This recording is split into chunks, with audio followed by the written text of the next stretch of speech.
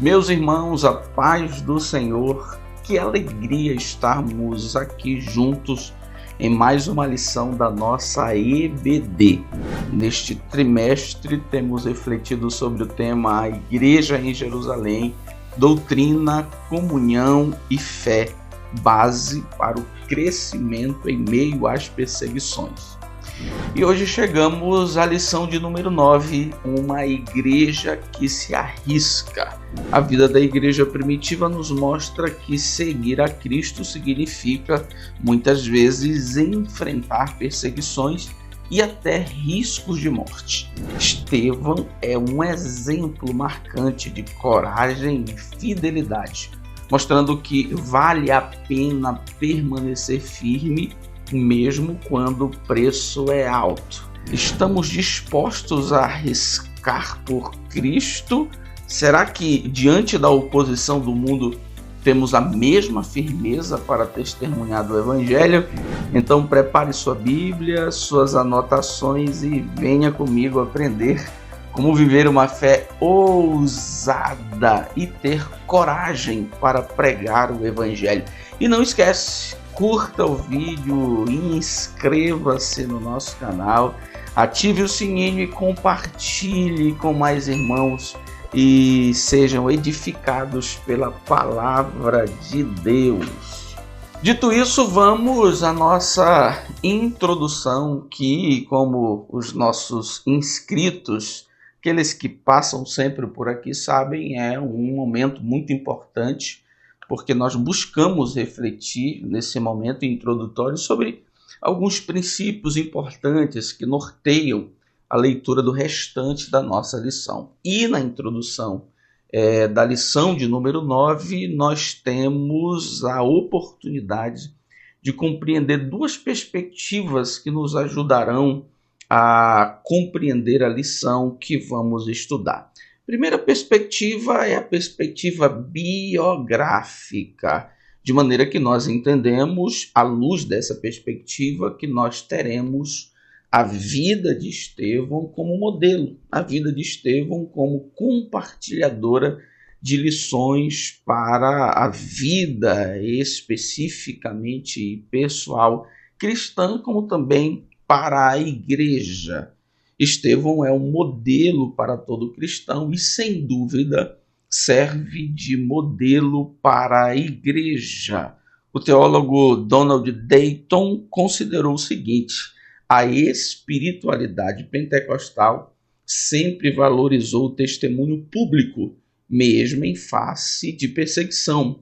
Nesse sentido, Estevão é um paradigma, um ponto central, uma espécie de base da fidelidade que custou a sua própria vida. Portanto, nós devemos ler a nossa lição sob essa perspectiva, perspectiva biográfica. Tem-se um personagem central aqui, que sua vida, suas atitudes são capazes de compartilhar conosco informações importantes. Segunda perspectiva com a qual nós devemos ler e estudar a lição de número 9 é a perspectiva divina. Nesse sentido, a perseguição é abordada, é apresentada nessa lição como um instrumento de Deus. Deus está no controle e, inclusive, permite a perseguição a fim de que alguns de seus planos sejam cumpridos. Observamos que a perseguição a Estevão e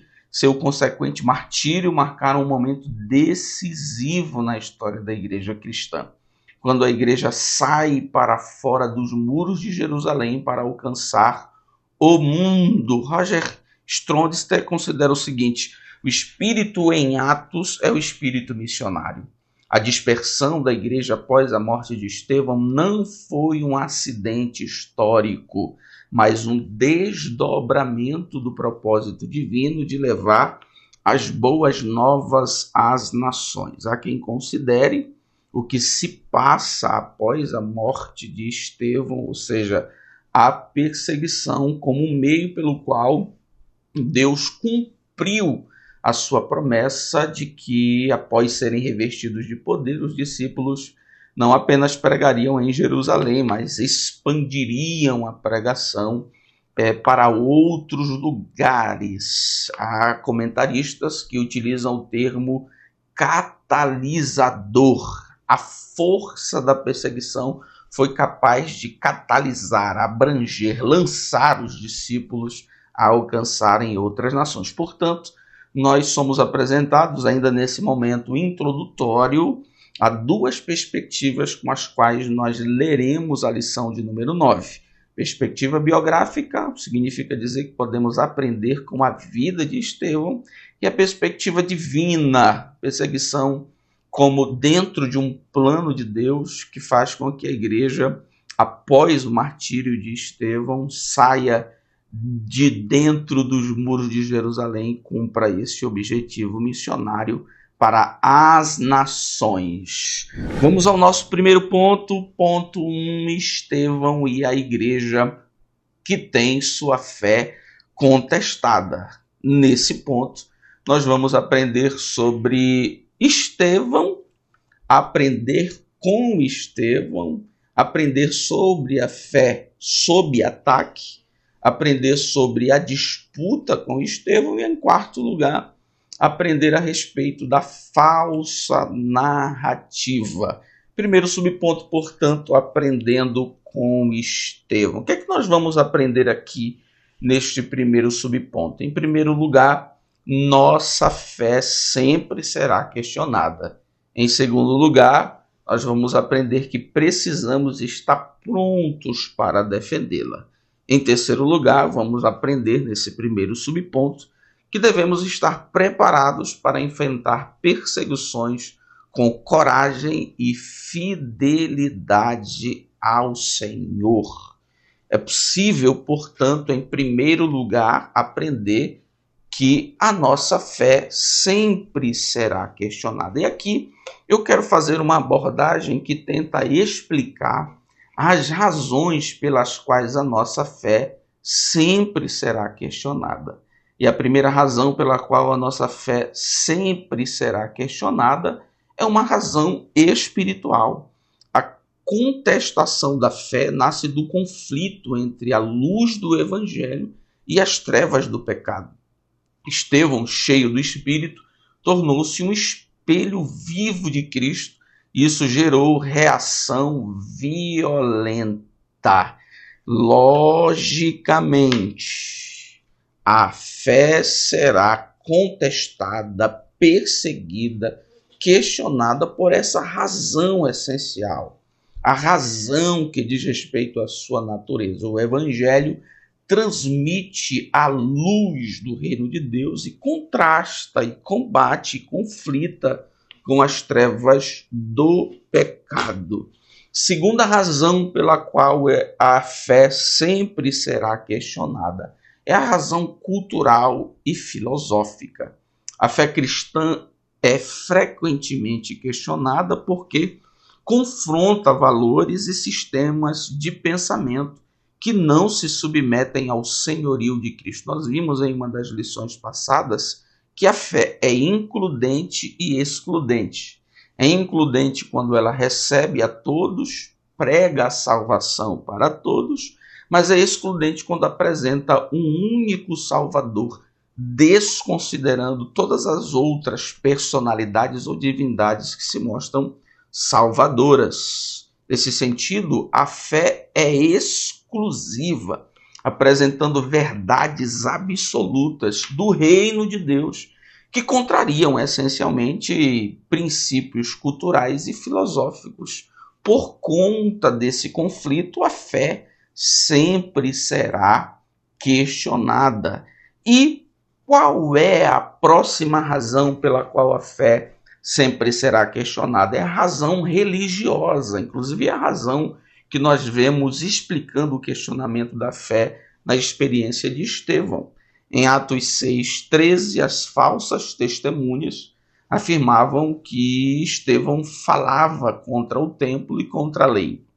Ou seja, a fé em Cristo foi vista como ameaça ao status quo religioso. Nós também já vimos a mesma ocorrência, especificamente com os apóstolos, que, por conta da pregação do evangelho foram presos, visto que a pregação do evangelho mexia com as bases da estabilidade social dos saduceus, dos sacerdotes, dos anciãos e do capitão do templo. Então a fé sempre será questionada por conta de uma razão espiritual, a fé sempre será questionada por conta de uma razão cultural e filosófica, a fé sempre será questionada por conta de uma razão religiosa.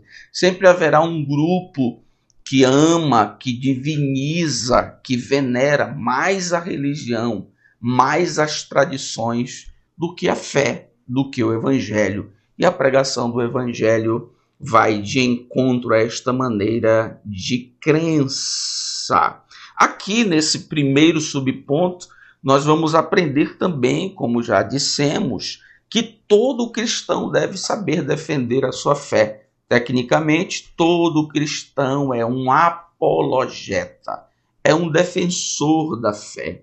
A defesa da fé cristã não é um dever apenas de pastores ou mestres, mas de todo discípulo de Cristo. Estevão, um diácono, mostra isso claramente. Não era apóstolo, mas estava pronto para dar razões de sua esperança. Nós costumamos, de maneira geral, entender que Deus na igreja chamou algumas pessoas específicas e lhes deu uma vocação peculiar, que é a de defesa da fé. Portanto, essas pessoas, imaginamos, têm todo um arcabouço filosófico, científico, de maneira que são capazes de ter argumentos racionais para defender a fé. Ou seja, outras pessoas fazem o trabalho que é de todo cristão. Na verdade, Estevão é um exemplo de que todo cristão, mestre ou não, pastor ou não, líder ou não, professor ou não, tem a responsabilidade de defender a sua fé. Todo cristão é um defensor, todo cristão é um apologeta da fé. E aprendemos aqui, em terceiro lugar, nesse primeiro subponto, sobre a necessidade de se estar preparado para enfrentar perseguições. O exemplo de Estevão demonstra que a plenitude do Espírito não nos isenta do sofrimento. Pelo contrário, nos habilita a enfrentá-lo com graça e poder. É bom que se diga que essa coragem, que essa disposição, como também esse preparo intelectual de Estevão, são provas de que o Espírito de Deus estava com o diácono. A disposição, a coragem, a fé, a pregação são resultados de um preparo produzido pelo Espírito de Deus. Do contrário, o ser humano por si só sucumbiria àquela circunstância que Estevão foi submetido. Vamos ao nosso segundo ponto, a fé sob ataque. E aqui nós teremos a oportunidade de conhecer a razão deste ataque, o método do ataque e os protagonistas do ataque. Qual era a razão do ataque à fé? Inveja. Observe o que Craig Keener considera a respeito disso. A oposição que Estevão enfrentou não tinha base em argumentos racionais, mas no ressentimento de líderes que temiam perder sua posição de influência.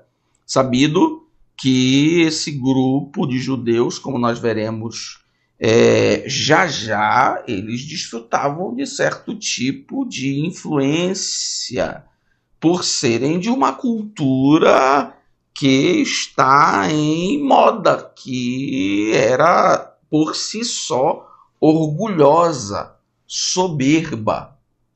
E agora eles enfrentam, atacam a fé da igreja primitiva na pessoa do diácono Estevão, e esse ataque não é um ataque que se baseia em argumentos racionais, mas um ataque que se baseia meramente na inveja, visto que Estevão havia acabado de ser usado por Deus para realizar milagres, prodígios e agora estava chamando a atenção de muitas pessoas, ou seja, desafiando o protagonismo de um grupo de pessoas.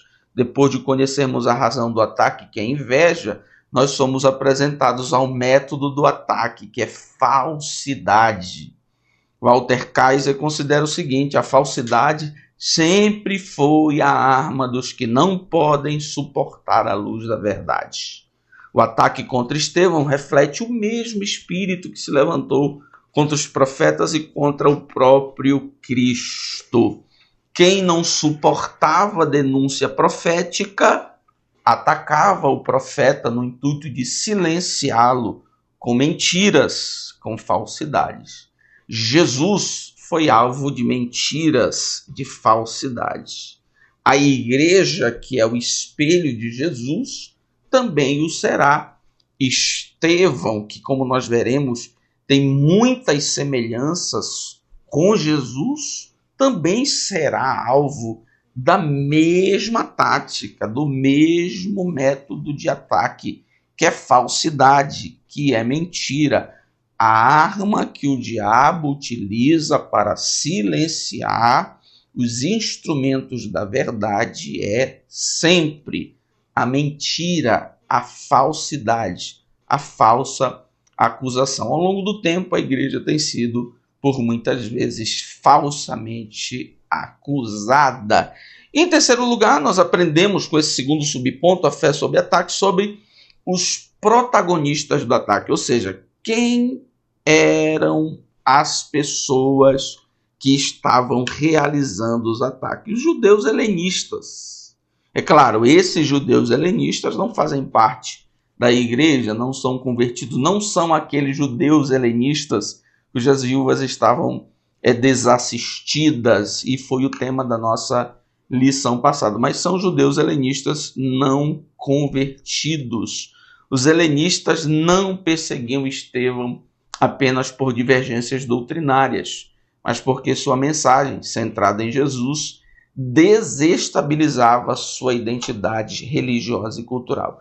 Os judeus helenistas, ou seja, os judeus gregos, estavam envolvidos nessa cultura soberba, nessa cultura orgulhosa grega, e que era misturada com também uma prepotência étnica judaica, uma prepotência religiosa judaica ligada a Abraão, ligada à lei, ligada especialmente ao templo.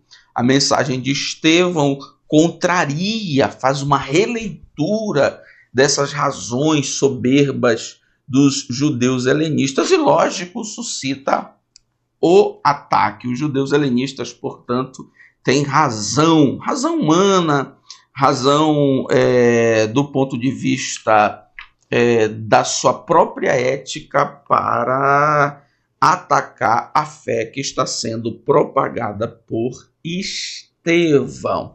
Terceiro subponto, a disputa com Estevão. O que é que nós vamos aprender aqui? Vamos aprender sobre a natureza da disputa e o propósito da disputa. Qual era a natureza da disputa? Um confronto de visões de mundo, que tecnicamente nós chamamos de cosmovisões. Segundo os léxicos de grego, português, este verbo disputa, disputar, não indica mera discussão superficial, não é um debate, não é um bate-boca, não é uma discussão de pessoas que se ofendem, mas um confronto sério de ideias, especialmente no contexto religioso filosófico. Os helenistas querem preservar a sua visão de mundo e agora são contrariados por uma visão de mundo centrada em Cristo.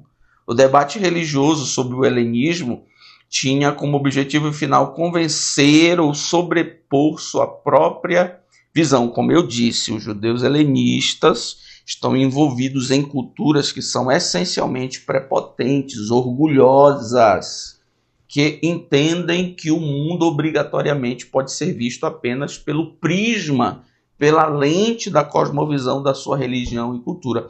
Estevão fura essa bolha e isso é totalmente desagradável. E, logicamente, gera um debate que não é um bate-boca, mas um debate que tenta preservar o prestígio da cosmovisão, da maneira de ver o mundo sob a perspectiva helenista. Portanto, qual era o propósito dos helenistas? Prestígio. O propósito do debate era prestígio. O propósito da disputa era manutenção de prestígio. Eles não buscavam a verdade, mas consolidar uma cosmovisão que lhes conferisse prestígio e controle.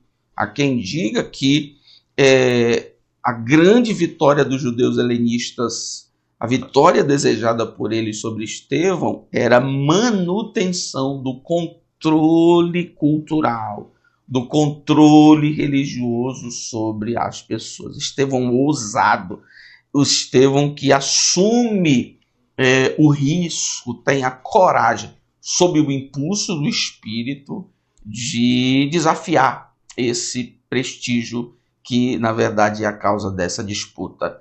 Em quarto lugar, quarto subponto, a falsa narrativa. E aqui nós vamos ter a oportunidade de conceber a falsa narrativa num contexto histórico e entender também a natureza da narrativa, dessa narrativa falsa, sob a ideia do contexto histórico.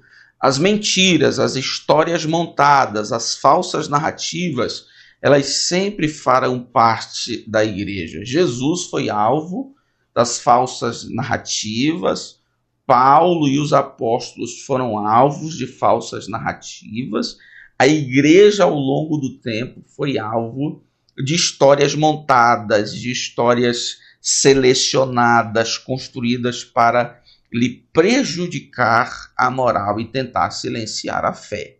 O engano e a distorção sempre acompanharam o ministério da igreja, desde suas origens até os dias atuais. Vez ou outra, nós somos apresentados a histórias mirabolantes que alguém diz sobre a igreja. Nesse momento, se tem a ideia de que a igreja é uma grande empresa, a igreja, na verdade, quer saber apenas do dinheiro dos fiéis, e que a igreja é um curral político, e que os pastores são todos eles mercenários, e enfim, em todo o tempo, em toda a história da igreja se criou narrativas. Qual é a natureza dessas narrativas? É que elas, na verdade, são um ataque à verdade de Deus. Toda cosmovisão que se opõe ao evangelho tende a criar uma narrativa que corrompe a verdade, ou pelo menos tenta corromper a verdade divina. Então, senhoras e senhores, esse é o nosso primeiro ponto. Prendendo com Estevão, a fé sob ataque, a disputa com Estevão e a falsa narrativa. Dito isso, vamos ao nosso segundo ponto.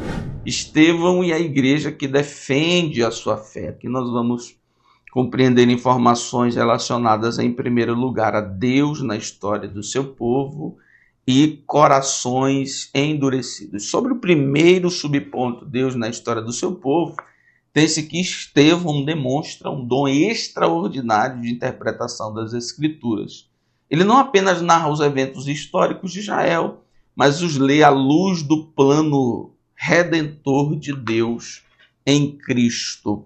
A pregação de Estevão é uma interpretação do mover de Deus na história do seu povo, mas não é apenas uma mensagem informativa, mas é uma hermenêutica, uma interpretação dos fatos que comprovam a relação de Deus com o seu povo com um propósito: apresentar Cristo.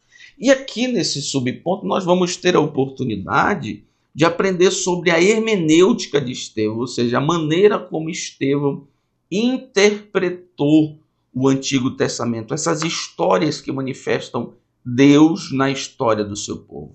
E como Estevão interpretou? Qual é a hermenêutica? Qual é o método de interpretação de Estevão? Nesse sentido, Estevão vai se mostrar mais uma vez para nós, especificamente para todos os leitores da Bíblia, como um modelo de interpretação bíblica, como um modelo de hermenêutica bíblica. Por quê?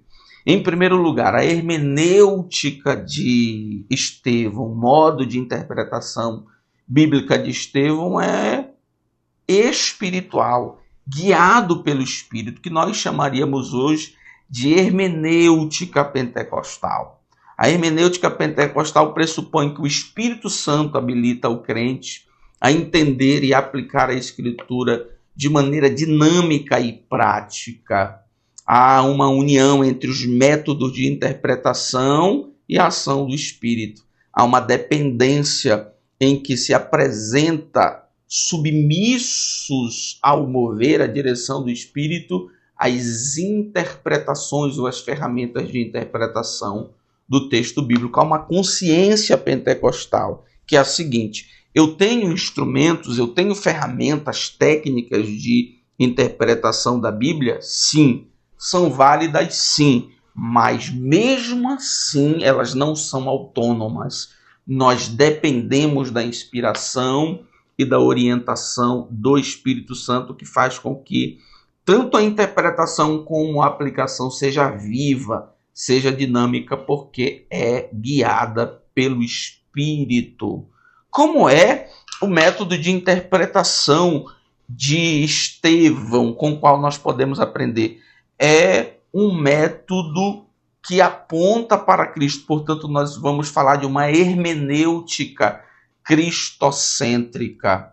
A hermenêutica guiada pelo Espírito, ela obrigatoriamente deve ser cristocêntrica, porque o Espírito apresenta Cristo, o Espírito louva, exalta, glorifica Cristo.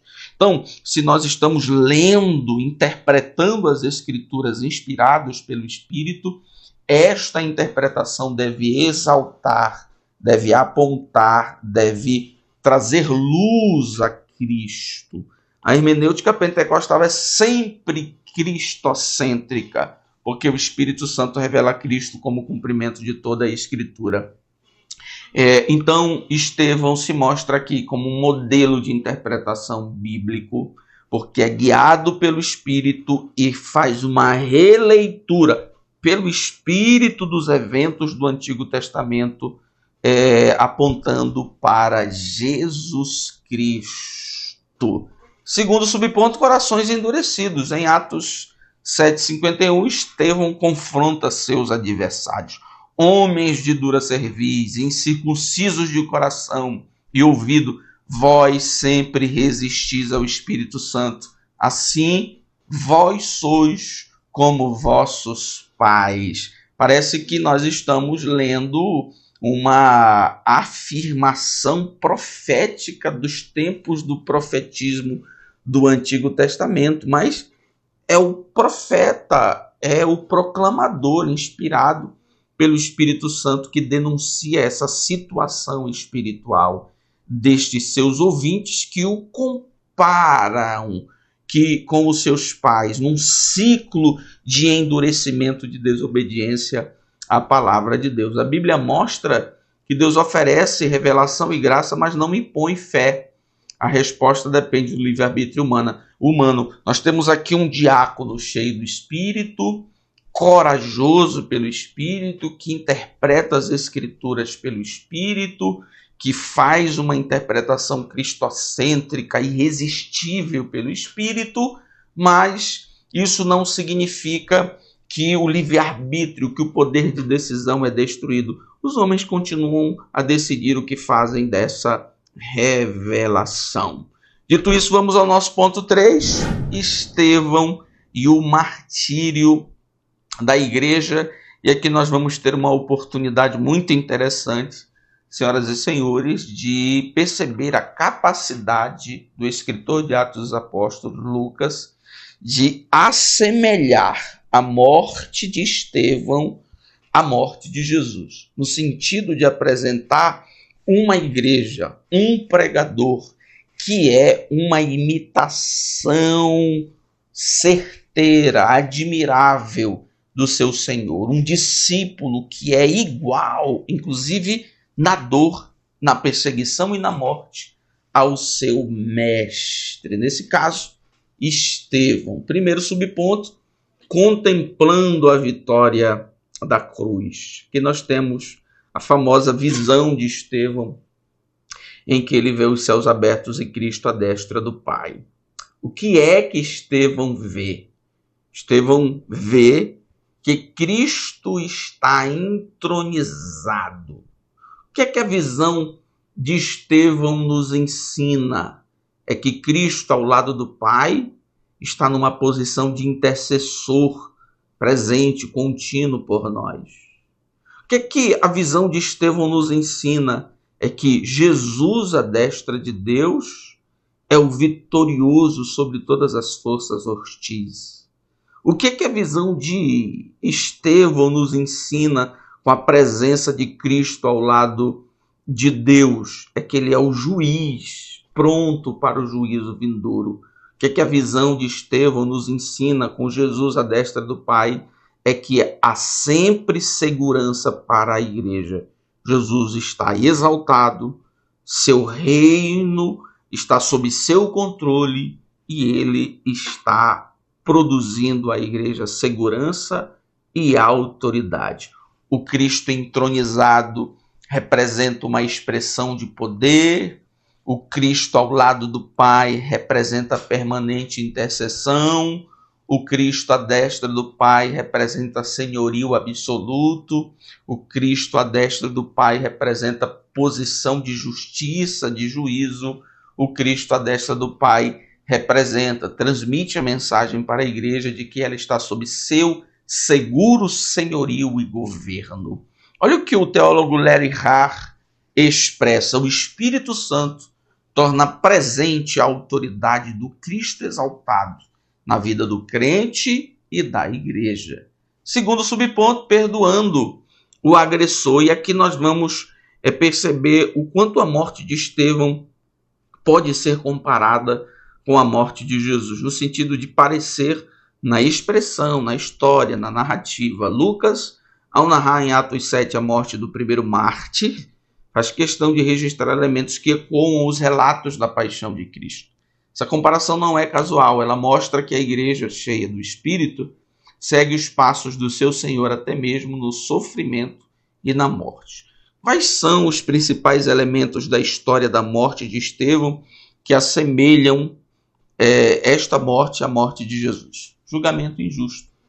Jesus foi julgado injustamente com acusações falsas, Estevão também foi julgado injustamente com acusações falsas. Jesus entrega o seu espírito ao Pai, Estevão também entrega o seu espírito a Deus. No final da sua vida na cruz, morrendo, Jesus perdoa os seus algozes. Estevão, no final da sua vida, agonizando, próximo à morte, também perdoa os seus algozes. Há quem diga que a morte de Estevão é um eco direto da cruz de Cristo. É incrível como Estevão refletiu Jesus em toda a sua vida e era tão semelhante a Jesus que até a sua morte pode ser assemelhada a Jesus. Isso nos ensina que nós precisamos ser iguais a Jesus em todas as circunstâncias. A igreja precisa ser igual a Jesus em todas as circunstâncias, até diante das perseguições e diante dos perigos, e inclusive o perigo da morte. Senhoras e senhores, essa é a nossa lição de número 9. Uma igreja que se arrisca. O desejo do meu coração é que Deus te abençoe, te dê graça para que você ministre essa aula, abençoe a sua turma e abençoe a escola dominical da sua igreja, da sua congregação, em nome de Jesus.